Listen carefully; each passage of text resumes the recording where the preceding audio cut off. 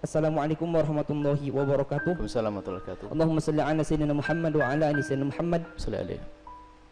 Maaf jika kita wanita sedang libur atau menstruasi, apakah boleh memuaskan suami menggunakan mulut?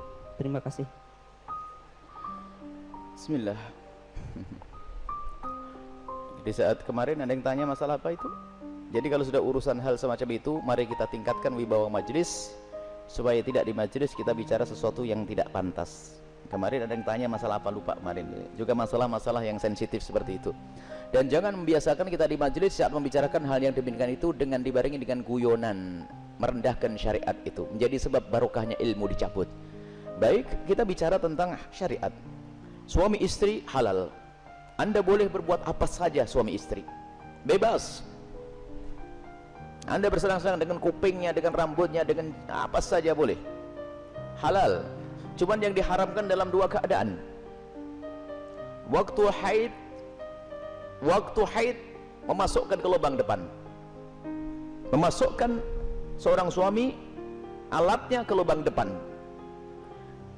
Kemudian yang kedua yang diharamkan memasukkan ke lubang belakang, baik dalam keadaan haid atau tidak haid, hukumnya haram dan dosa besar. Ini usaha haid. Yas'alunaka 'anil mahid qul huwa adza fa'tazilun nisa fil mahid. Bertanya tentang haid, bagaimana? Jauhi wanita untrusan itu. Tidak boleh menggauli istri dalam keadaan haid. Haid bukan istihadhah ya. Istihadhah adalah darah tapi bukan darah haid. Ini ada ilmunya khusus. Tanyakan kepada ahlinya nanti. Kita juga punya diklat haid praktis 30 menit 30 menit. Kemudian selebihnya adalah Anda boleh bersenang-senang, boleh apa saja. Mohon maaf, jadilah wanita cerdas. Ini adalah ilmu yang mungkin jarang dihadirkan. Seorang suami yang soleh, mungkin seorang suami yang soleh, dia mungkin di luar melihat sesuatu yang diharamkan, cuman dia orang menjaga diri. Astagfirullah, saya ngelihat aurat di luar. Karena dia seorang soleh, dia tidak mau menuruti itu semuanya, karena itu adalah haram, maka dia tutup mata, pejam mata dan menjauhkan itu semuanya. Tapi dia seorang laki-laki normal, bangkit syahwatnya, pulang ke rumah, istrinya mens, istrinya ada halangan, ayo mau diapain? Ayo menjadi istri yang aktif, inovatif. Anda tidak boleh melayani suami Anda dengan sesuatu yang khusus itu. Tapi Anda harus bisa senangkan suami dengan diri Anda. Misalnya, mohon maaf, ini majelis mulia, jika seorang suami mengeluarkan air mani dengan tangannya sendiri, maka dia telah melakukan kesalahan dan dosa. Tapi kalau dia mengeluarkan air mani dengan tangannya seorang istri, kecerdasan istri, selesai, dan itu adalah pahala. Maka jadilah istri cerdas. Jangan istri kalau sudah lagi men, Masya Allah, libur buat kopi, liburnya dengan suami, sampai suami itu Masya Allah stres. Anda bisa menyenangkan dengan diri Anda. Mohon maaf, mufakhadah di antara dua paha, yang penting tidak masuk wilayah itu. Atau apa saja, mohon maaf, ini saya sampaikan majelis mulia, sebab banyak wanita gayanya sih, modelnya kayak hebat-hebat, tapi Masya Allah bikin stres suami. Hati-hati itu, hei para wanita, sadar. Senangkan suamimu dengan apapun yang Allah berikan kepadamu, dengan tanganmu, dengan apapun. Yang penting kalau Anda haid, jangan masuk wilayah itu. Sebab kadang suaminya sampai ngenes sudah tidur, masak akan diwakin kopi enggak, sarapan enggak, bang beli makan di warung aja bang, yang ngoroknya yang digedekan. Wahai para istri yang solehah, Anda harus aktif dan inovatif. Ada ide-ide untuk menyenangkan suami. Adapun masalah, mohon maaf, yang ditanyakan dengan mulut, ketahuilah, hei para suami, engkau tidak boleh memaksa istrimu untuk melakukan itu, karena belum tentu dia nyaman. Kalau dia merasa jijik, Anda tidak boleh paksa, haram. Atau sebaliknya, tidak boleh egois seorang suami, harus kau lakukan, tidak. Kenapa? Mohon maaf, karena itu adalah wilayah yang bukan wilayah bersih. Wilayahnya orang dari makanan yang bersih dibuang lewat mana?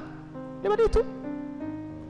Akan tapi kalau memang ada orang, seorang wanita yang mau melakukannya misalnya, atau sebaliknya, bagaimana, apakah boleh?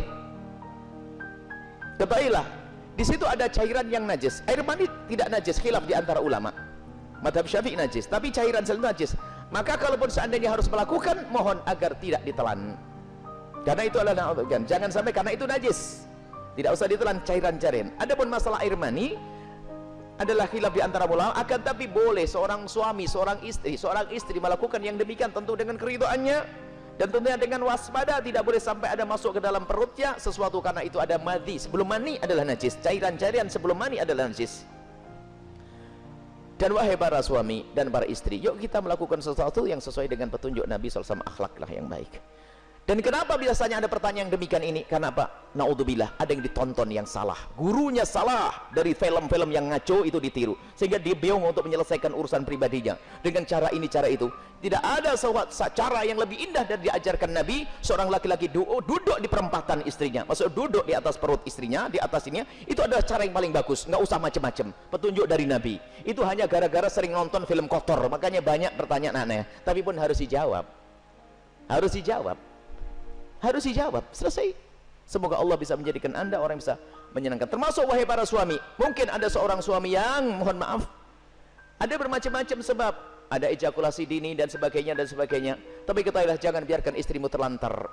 Dia bisa senang dengan jemarimu, dengan tanganmu, dengan anda, dengan apapun, dengan cumbuanmu. Jangan sampai menjadi seorang suami egois. Dan Nabi marah. Nabi marah dengan seorang laki-laki yang mendatangi istrinya seperti binatang mendatangi betinanya. Nggak pakai mukaddimah, pakai minyak wangi dulu deh para suami, sikat gigi yang bersih, kemudian cumbu, rayu, seperti halnya engkau ingin melihat dia cantik, dia jaga, ingin melihat engkau paling tidak agak ganteng dikit deh. Kemudian lihat, seperti halnya matanya ingin melihat dirimu indah, telinganya juga ingin mendengar kalimat indah, dan juga hidungnya pun juga ingin mencium bau harum. Cobalah siap. Makanya sebelum pulang kantor itulah mampir pom bensin dulu deh, bersih-bersih pakai minyak wangi. Ini penting. Nah, kemudian jangan sampai, mohon maaf, anda puas dia tidak puas, anda zalim. Kalaupun anda tidak memuaskan dengan itu karena mungkin anda punya sesuatu, sakit dan sebagainya, maka ketahuilah istrimu adalah seorang wanita yang beriman. Dia tidak akan melakukan zina, akan tapi anda harus bisa memuaskan dengan apapun, dengan tangan anda dan seterusnya. Kalau dia mencari kesenangan dengan tangannya sendiri, wanita itu, dia dosa. Tapi kalau dengan tangan sang suami, tidak dosa. Mohon maaf, ini majelis mulia, dan jangan dijadikan bahan guyonan yang demikian ini. Ini adalah ilmu. Kadang-kadang begitu, suami cuek, mendatangi istrinya sudah nggak pakai mukaddimah, langsung selesai.